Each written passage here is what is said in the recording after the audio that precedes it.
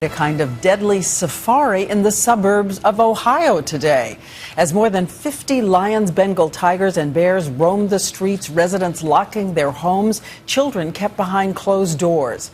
The animals were unleashed on the town by a suicidal man who kept them in his backyard. And ABC's David Curley spent the day following this inconceivable story and the animal scouts who had to track wild prey in Zanesville, Ohio.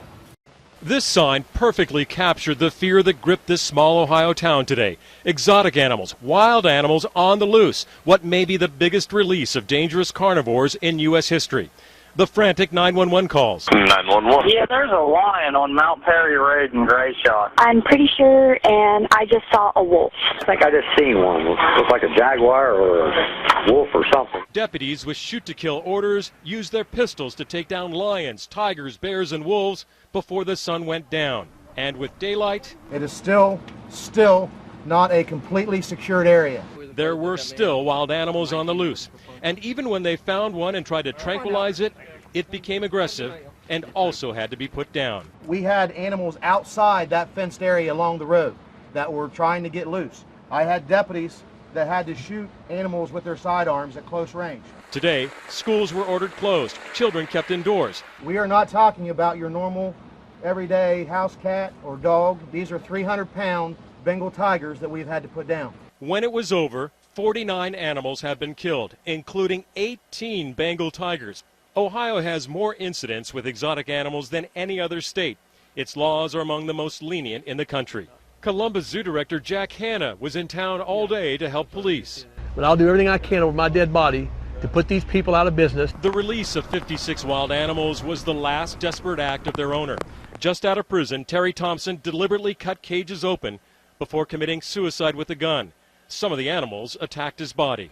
Thompson's estranged wife covered her face from reporters, but did help move the surviving 6 animals into crates to take to the Columbus Zoo.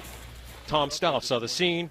He called the conditions there abhorrent. To see all of these animals piled up after they were killed because they were running free, running loose in a dangerous situation, this is wrong. This is way wrong. There is only one animal that is unaccounted for tonight. It's a Macau monkey, which could be carrying a virus that is dangerous to humans.